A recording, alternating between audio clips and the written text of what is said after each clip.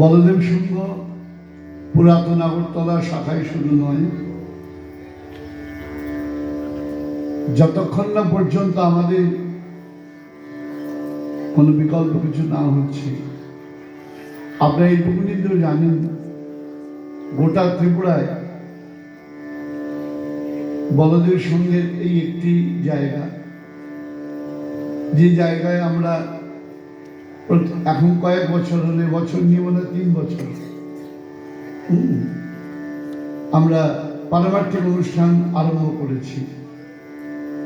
3 বছর মানে বেশি, 4 বছর, সন্দেহ লাগবে 4 বছর। দেখতে দেখতে আমাদের খয়েরপুর বলদেব সংঘের প্রচেষ্টায় নয়, শুধুমাত্র সমগ্র ত্রিপুরার সকল বলদেব সন্তানগণ তথা গৌর গোবিন্দ অনুরাগীগণ, কারণ এই মন্দির বলদেব সংঘের মন্দির শুধু নয়, এটা গৌর গোবিন্দ অনুরাগীর সমগ্র বৈষ্ণবগণের একটা ক্ষেত্র। এটা মাথায় রাখতে হবে। প্রত্যেকের ক্ষেত্র আছে, যেমন বলে যে কেন চতুর্দশ দেবতা বাড়ি কি আমাদের ক্ষেত্র নয়? অবশ্যই। এটাও জানবেন, একই ভারতবর্ষে ক্রিকেটের জন্য স্টেডিয়াম তৈরি হয়, ফুটবলের জন্য স্টেডিয়াম তৈরি হয়, হকি খেলার জন্য স্টেডিয়াম তৈরি হয়। দর্শক সংখ্যার ক্ষেত্রে গ্যালারি সব জায়গায় একরকম, মাঠটা কিন্তু অন্যরকম। ঠিক বললাম কিনা? হকি খেলার যে মাঠ, ফুটবল খেলার মাঠ নিশ্চয়ই সেরকম নয়, আবার ফুটবল খেলার মাঠ যেরকম, ক্রিকেট খেলার মাঠ নিশ্চয়ই সেরকম নয়। তা আমাদের সবটাই সনাতন সাধনা। আমি অনেকবার বলার চেষ্টা করেছি, প্রত্যেকবার বলি, এখন যদি না বুঝি তাহলে আমাদের দুর্ভাগ্যকে কেউ কাটতে পারবে না। কালকে দিল্লিতে একটা বিস্ফোরণ হয়ে গেছে, কালকে না পরশু, কালকে। এমন নয় বাইরের কেউ এসে করে গেছে, যারা করেছে তারা আমাদের মধ্যেই রয়েছে। উদ্দেশ্য কি? মানুষের রক্তপাত করা। এইটা ভুলে যাচ্ছেন সবাই। তোমাকে যে সৃষ্টি করেছে সেও যে, আর যাকে মারতে যাচ্ছ তাকে যে সৃষ্টি করেছে সেও সে। এই বোধ যে ধর্ম দেয় না, সেই ধর্ম অনুসরণ করার কোনো অর্থ নাই। ভাবুন একবার সনাতন চিন্তনের কথা। ভগবান শ্রী রামচন্দ্র যখন রাবণ বধ করলেন, আনন্দে নৃত্য করেননি, উদাস করে সমুদ্রের দিকে তাকিয়ে রয়েছে। কারণ যাকে মারলেন সে অন্য কেউ নয়, সে তারই। কুরুক্ষেত্র যুদ্ধ বিজয়ের পর ভগবান অনাদির আদি গোবিন্দ উদ্বাহন নৃত্য করেননি, শান্ত প্রশান্ত। শরীরের একটা অংশ ছিল পচে গিয়েছিল, সেটাকে কি করতে হয়েছে? অপারেট করতে হয়েছে। অপারেশন করতে হয় না? তো অংশটা যখন চলে গেল, অপারেট করবার পর যে রোগী, সে কি আনন্দ নৃত্য করেন? কষ্টই হয়। এতদিন অঙ্গটা ছিল, অঙ্গটা চলে গেল, কিন্তু অঙ্গটাকে ফেলেও দিতে হবে, কারণ তা না হলে সে গোটা শরীরটাকে নষ্ট করে দেবে। সমাজের যাকে আমরা শাস্তি দিচ্ছি, আমাদের ভাবতে হবে সেও আমাদের সমাজের অঙ্গ, তবে তাকে শাস্তি দিচ্ছি কেন? কারণ তাকে যদি শাস্তি না দেই, গোটা সমাজটাকে সে কি করে দেবে? নষ্ট করে দেবে। কবি এই জন্যই লিখেছেন, দণ্ডিতের সাথে দণ্ডদাতা যবে কাঁদে, সর্বশ্রেষ্ঠ সে বিচার। যে শাস্তি দিল, যে শাস্তি পেল, দুজনাই যখন চোখের জল করবে, সেটাই বিচার। কিন্তু এগুলো কেতাবি বলি, বইয়ের মধ্যে পাওয়া যাচ্ছে, বাস্তবে আর পাওয়া যাচ্ছে না।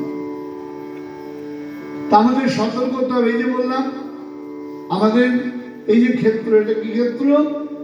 এটা সনাতন ধর্মের সকলেরই ক্ষেত্র। বিশেষ করে যারা গোবিন্দ ভজন করেন, আমরা যারা গৌর গোবিন্দ অনুরাগীজন, আমাদের একটা সাধনার ক্ষেত্র হলো এইটি, এই বলদেব মন্দির। গোটা ত্রিপুরা রাজ্যে শুধু আমাদের বলদেবের ক্ষেত্র বলে নয়, আমি গতকালও বলেছি আমাদের এই অঞ্চলের মধ্যে হ্যাঁ একটা রাধা গোবিন্দ মন্দির, যেখানে নিরিবিলিতে একটু বসে জপ করব, মালা করব, একটু সাধন করব, সেই জায়গা কিন্তু বড় অপ্রতুল।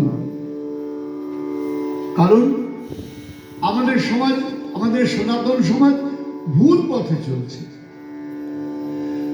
প্রত্যেকবার আসি, প্রত্যেকবার বলি, যতদিন বাঁচবো ততদিন বলবো, এবং জানি মানুষ ভুল করেই যাবে, কিন্তু তার মধ্যেও কিছু লোক তো ভুল শুধরে নিচ্ছে। কিরকম? ছোট্ট করে বলি আপনাদের কাছে। আমি এখান থেকে, কোথা থেকে এলাম জানেন? আসামের একটা জায়গা, তার নাম শিবসাগর। কার কথা বলা হচ্ছে? আলোচনা হচ্ছে ভগবত ভক্ত। বলে ভগবত ভক্তের মধ্যে শিবসাগর থেকে এলো, নিশ্চয় কানেকশন আছে, নাহলে বলতাম না। আমরা ভগবত ভক্তের বর্ণনা দিচ্ছি। কালকে ভগবত ভক্তের গুণাবলীর কথা বলেছি। কি কি? কৃপালু, অকৃত দ্রোহ, সত্য সার সম, নির্দোষ বদান্য মৃত্যু, সূচি অকিঞ্চন, আরো অনেক আছে, অল্প অল্প করে বলবো। এর কার লক্ষণ? যে সাধু, যে ভক্ত, তার লক্ষণ। ভক্তকে দেখলে বুঝতে পারবে। বলে দেখুন, যার সামর্থ্য আছে, যে অর্থশালী ব্যক্তি, তাকে কিন্তু সবসময় চেহারা দিয়ে বোঝা যায় না। 50,000 টাকার মায়না পায়, তার জামা কাপড় দেখবেন, ঠান্ডার দেখবেন, মোবাইল ব্র্যান্ড দেখবেন, ছবি তোলার স্টাইল দেখবেন যেন মানে কোটিপতি। আর মুকেশ আম্বানিকে দেখবেন চেক শার্ট, গোজাগুজির ব্যাপার নেই, নর্মাল পরে রয়েছে, হেঁটে হেঁটে চলে যাচ্ছে। বুঝতে পারবেন? সবাই জাহির করে না। অমিতাভ বচ্চনের একটা লেখা পড়েছিলাম, উনি এরোপ্লেনে করে যাচ্ছেন, সবাই ওনার অটোগ্রাফ নিতে হইচই করছেন। পাশে একজন ভদ্রলোক বসে রয়েছেন, তিনি ওনার দিকে তাকানো না, ভ্রুক্ষেপও করেন না। পরে ওনাকে জিজ্ঞাসা করলেন, আপনি কি সিনেমা দেখেন? মাঝে মধ্যে দেখি, সময় পেলে। আপনার পরিচয়? ট্রেন থেকে নামার সময় জিজ্ঞেস করছেন। তখন তিনি বলেন, আমার নাম যে টাটা। মিস্টার বচ্চন বুঝলেন তার থেকেও মূল্যবান ব্যক্তি জগতে তার পাশে বসে গেল, তাকে টাটা করতে করতে। তার মানে যার আছে সে জাহির করবে তা নয়। আমরা এখানে ভুল করি, আমরা লোক দেখে বিচার করি। ভক্তের লক্ষণ কি এখানে উল্লেখ করে দিচ্ছি, এগুলো ভক্তের লক্ষণ। কিন্তু আমাদের ভুল শেখানো হয়। কিরকম ভুল শেখানো হয় একটা ছোট্ট বলছি। শিখবেন না একরকম জিনিস, ভুল শিখবেন আর এক মারাত্মক জিনিস। শিবসাগরে গেছি, আমাকে একজন এসে জিজ্ঞাসা করছেন, আমার এক সন্তান, যে বাবা সবাই জিজ্ঞাসা করছেন আপনার গুরুদেবের নাম কি? তো তুই কি বললি? বলে বাবা আপনি যেমন শিখিয়েছেন শ্রী গুরুদেবের নাম হাতে মুখে নিতে পারে, সম্মান দিয়ে নিতে হয়। আমি আমার গুরুদেবের কাছে শিখেছি, গুরুদেবের নাম মুখে নিতে গেলে কর্ণে হাত দিয়ে মর্যাদা করে নিতে হবে, অর্থাৎ যদি ভুল হয়ে যায় কেন তুমি ক্ষমা করে দিও। তাই বললাম, তো হলো না, আপনাদের মেন গুরুদেব কি? গুরুদেব আবার মেন সাব হয় তো শুনিন। বললেন আপনি মেন গুরুদেব কি? বলে আমাদের একটা মেন গুরুদেব আছে, যার ছবি আমরা পূজা করি, তাকে চোখে দেখিনি, আর যে দীক্ষা দিয়েছে সে তো সাব গুরুদেব। আপনাদের মেন গুরুদেব কে? আমি বললাম তো অদ্ভুত কথা, যার সঙ্গে বিয়ে হলো, করার পর যদি কোনো মেয়েকে বলা তোমার মেন স্বামী কোনটা, তাহলে কিরকম লাগবে বাবা? বলে মেন স্বামী কোনটা? আরে যে সিঁদুর দিল, আরে না ওটা না, মেন যে যাকে চোখে দেখনি তুমি, সে হলো মেন। আমি কি বলছি জানি না কজন বুঝতে পারছেন, না বোঝার মতো করে কিছু বলিনি। এর থেকে খুলে বলা আমার পক্ষে আর সম্ভব নয়। ছেলে জন্ম দিলাম বলে এটাকে বলে তোমার ছেলে, মেন ছেলে কোনটা? কি মুশকিল, যাকে জন্ম দিলাম সেই তো ছেলে হবে, মেন ছেলে কোথায় পাবো আমি? আপনাদের দেশে এমন অবস্থা, ভুল শুনতে শুনতে ভুলটাকেই মানুষ মনে করে বোধ ওটাই সত্যি, মিথ্যা শুনতে শুনতে মিথ্যাটাকেই আপনারা মনে করেন সত্যি, যার জন্য অর্ধেক ত্রিপুরা নয় 70% বদলায় গেছে সনাতন ধর্মের মধ্যে থেকে। বদলায় গেছে মানে অন্য কিছু নয়, তাদেরকে মিথ্যা প্ররোচিত করে সনাতন ধর্ম সম্পর্কে কোনো কিছু শিক্ষা দেওয়া হয় না। খিচুড়ি খাও, বাড়ি যাও, জয়রা দেব।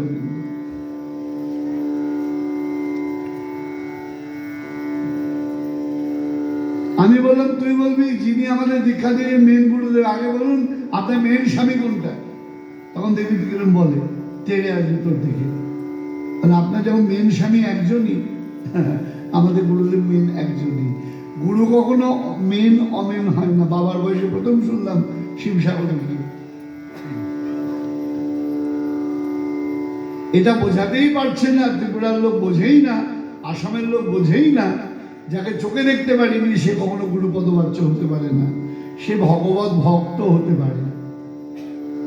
যাকে ফলো আপ করে আমরা আমাদের জীবনটাকে গঠন করতে পারি। কিরকম জেনে রাখুন, ফলো আপ বলতে কিরকম ফলো আপ? যেমন শাস্ত্র বলছেন গুরু তিন রকম হতে পারে। বলে কিরকম গুরু? বলে আবার সাবকনসিয়াস আসছে নাকি? বলে না, বটমদেশ, ব্যষ্টি আর বলো জোরে বলো, তিনটে বলেছিলাম, বটমদেশ, ব্যষ্টি আর কি সমষ্টি। বটমদেশ গুরুকে এমনি গুরু নন, গুরুর মতন। অর্থাৎ আমি ঘরে বসে সিরিয়াল দেখছিলাম গালে হাত দিয়ে, হঠাৎ কেউ এসে বললো দাদা এই কি দেখছেন? হ্যাঁ কি সুন্দর দেখছেন না, শাশুড়ি বই ঝগড়া লেগেছে। আরে না, ওটা মিথ্যা ঝগড়া। এই ঝগড়াও মিথ্যা, মিলও মিথ্যা, বিয়েও মিথ্যা, ডাইভোর্সও মিথ্যা। এই মিথ্যাগুলো দেখছেন কেন? চলেন ভগবত কথা হচ্ছে, শুনে আসি। এই যে আপনাকে টেনে নিয়ে গেল, কি কাজ করলো? আপনার গুরুর কাজ করলো। এ হলো বটমদেশ গুরু। যেমন বিল্লমঙ্গল ঠাকুর বলেছিলেন, চিন্তামণি আমার বটমদেশ গুরু, ও যদি আমাকে আঘাত না করত আমি কোনোদিনই কৃষ্ণ ভজন করতে যেতাম না। সংসারে দুঃখ আঘাতকে কখনো দুঃখ বলে মনে করতে নেই বাবা। দুঃখ আঘাত যদি না থাকে তুমি কোনোদিন ভগবত ভজন করবে না, ভগবানকে চিনতে পারবে না। তাই বলে দুঃখ আসুক তা নয়। দুঃখ আসে কেন? গোস্বামী তুলসীদাস একটা দারুণ কথা বলেছেন, দুঃখ পাওয়ে সব হরি ভজে, সুখে না ভজে কই। বিপদে পড়লে তখন মনে পড়ে। আমার এক সন্তান কোনদিন আমাকে ফোন করে, আজকে ফোন করেছে, ফোন শুনেই বুঝি যে কোনো ঝামেলা হচ্ছে। তাহলে বল বাবা কি হয়েছে? বলে বাবা এই হয়েছে। আপনি কি করে বুঝলেন? আরে না আমি জানি, তুই দরকার না পড়লে আমি ফোন করিস। তাহলে দুঃখ পাবে সব হরি ভাজে।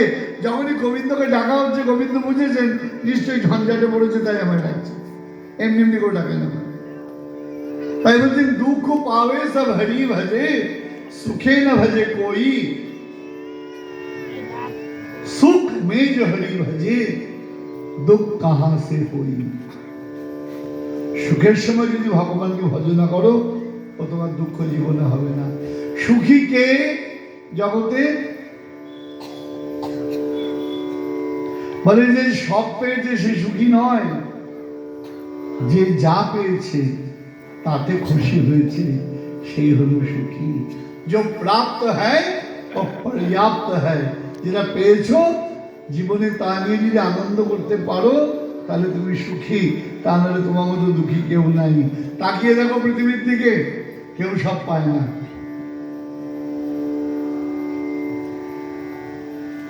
তাকিয়ে দেখো পৃথিবীর দিকে। সন্ন্যাসীরা ভগবান পেয়েছেন, ছেলে মেয়ে পায়নি, বউ পায়নি। তুমি বউ ছেলে মেয়ে পেয়েছো, তুমি ভগবান পাবে। হ্যাঁ, রুটি পেয়েছো, ভাত পাওনি, ভাত পাওনি, রুটি পেয়েছো, একটা না একটা পাবে। সব চাই, যদি মনে করে সব কেউ পাবে না। তাই সুখী হওয়ার উপকরণ কি? জীবনে যা পেয়েছো তাতে যেন সন্তুষ্টি থাকে।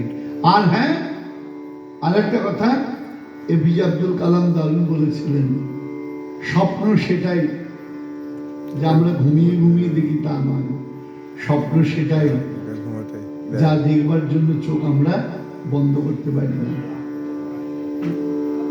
আস্তে আস্তে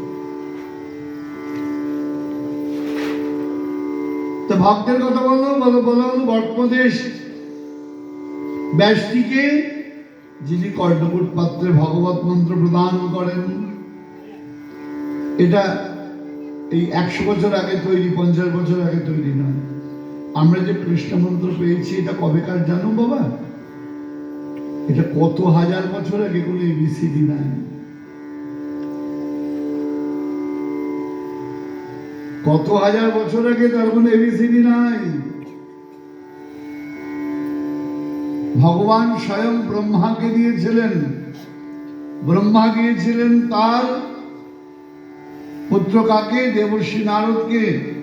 দেবর্ষি নারদ কাকে দিয়েছিলেন? তার সন্তান, দীক্ষিত সন্তান বেদব্যাসকে। বেদব্যাস দিয়েছিলেন শুকদেবকে। শুকদেব দিয়েছিলেন সুত মুনিকে। এই পরম্পরা ভাবে চলে আসছে।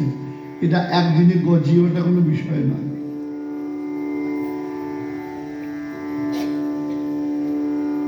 আর সমষ্টিকে যিনি দীক্ষা না দিয়েও বহু মানুষকে অনুপ্রাণিত করেন, সে হলেন সমষ্টি গুরু। যেমন আমরা যাদের ভক্ত হিসেবে দেখছি, আজকে দেখবো তাদেরকে।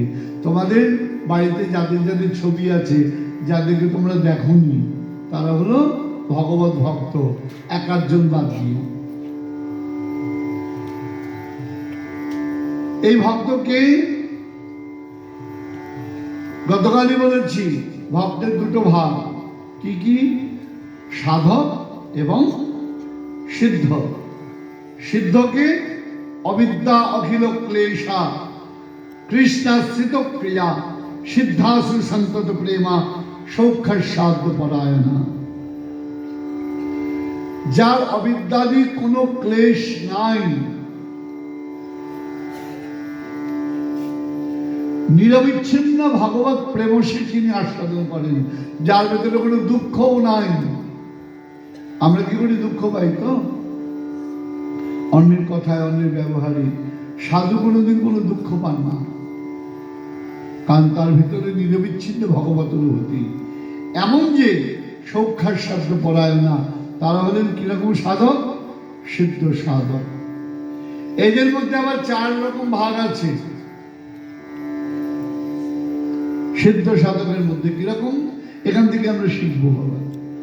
বলছেন জ্ঞানী শুদ্ধ প্রেমী প্রেমাতুর। প্রথম হলো জ্ঞানী ভক্ত। যার জ্ঞান নাই তার কোনো দাম নাই। কারণ কাউকে যদি তুমি ভালোবাসতে চাও, তা তোমায় জানতে হবে। ঠিক আছে? কাউকে যদি ভালোবাসতে চাও, আর কাউকে যদি ঘৃণা করতে চাও, তাহলে তোমাকে জানতে হবে। কারণ এতগুলো লোক বসে রয়েছে, একজন একজন রেখে দিল, দেখছিস ওই যে সবুজ রঙের জামা পরে বসে আছে, হ্যাঁ কি আছে, ওর সঙ্গে আমার মেয়ের বিয়ের কথাবার্তা চলছে। ও তাই নাকি? বন্ধুটিকে পরিচয় করে দিল। বন্ধুটি এতক্ষণ এত সবুজ জামা পরা লোক দেখছিল, তারপরে ওই ছেলেটির দিকে নজর দিচ্ছে বেশি। যেই জানলো এ হলো আমার বন্ধুর কন্যার স্বামী হতে চলেছে, সঙ্গে সঙ্গে প্রীতি জন্মাতে আরম্ভ করলো। ছেলেটার দিকে তাকিয়ে, বাবা তুমি খাচ্ছ না কেন? এতক্ষণ দেখাচ্ছিল না।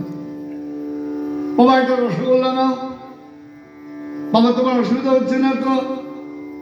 এতক্ষণ লোকটা তো কিছু বলতে আসেনি, হঠাৎ আমাকে বলতে আসছে কেন?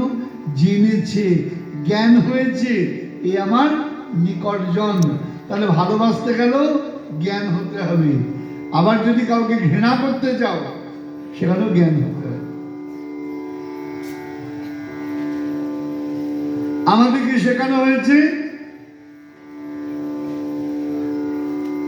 শেখানো হয়েছে, মহাত্মা গান্ধীর জন্য দেশ স্বাধীন হয়েছে। তার কিছু ভূমিকা নিশ্চয়ই আছে, তার জন্য মোটেই দেশ স্বাধীন হয়নি। এটা পড়বার, এটা জানবার জন্য কি হলো, আমাকে পড়াশোনা করতে হয়েছে। কি করে বুঝলাম? যখন আমি নৌবিদ্রোহের ইতিহাস পড়লাম, যখন আজাদ হিন্দ ফৌজের ইতিহাস পড়লাম, দ্বিতীয় বিশ্বযুদ্ধের ইতিহাস পড়লাম, তখন বুঝলাম আদত মহাত্মা গান্ধীর কোনো সেরকম অবদানই নাই আমাদের দেশের স্বাধীনতার জন্য। হ্যাঁ, যতীন দাস বলে একজন বাঙালি 64 দিন অনশন করে মারা গেলেন। গান্ধীকে বলা হলো তাকে আপনি কিছু বলুন, বলে যে সুইসাইড করছে তাকে বলবো কি? আর নিজে অনশন করে, তার প্রধান অস্ত্র, তিনি তাকে কিছু বললেন না। ভগৎ সিং, রাজগুরু, সুখদেব তাদের ফাঁসি হয়ে যাচ্ছে, তিনি বড়লাটের সঙ্গে বৈঠক করতে গেলেন, তাকে হাত জোর করে বলা হলো তাদের যাতে প্রাণদণ্ড মুকুব হয় আপনি একটু বলবেন, একটা লাইনও বললেন না। অথচ দেশ স্বাধীন কেন হলো জেনে রাখুন। আমি এত বলতে পারবো না, দু একটা লাইন বলছি, সত্যটা জানতে হবে। ভারতবর্ষের জালিয়ানওয়ালাবাগ বলে একটা জায়গা, সেখানে ব্রিটিশ সেনাপতি ডায়ার তার নির্দেশে গুলি চালিয়েছিল। কারা? মনে রাখবেন, আমাদের দেশের সৈন্যরাই। জালিয়ানওয়ালাবাগে যেদিন গুলি চালানোর অর্ডার দিলেন ডায়ার, আমি পাঞ্জাবে গিয়েছিলাম, জালিয়ানওয়ালাবাগ দেখে এসেছি, যার প্রতিবাদে রবীন্দ্রনাথ ঠাকুর স্যার উপাধি পরিত্যাগ করেন, যে আমার লাগবে না, যে আমার দেশের লোককে হত্যা করে তাদের হাত থেকে আমি কোনো প্রাইজ নিতে পারবো না। তা সূর্যকুমার যাদব কি অন্যায় করেছে?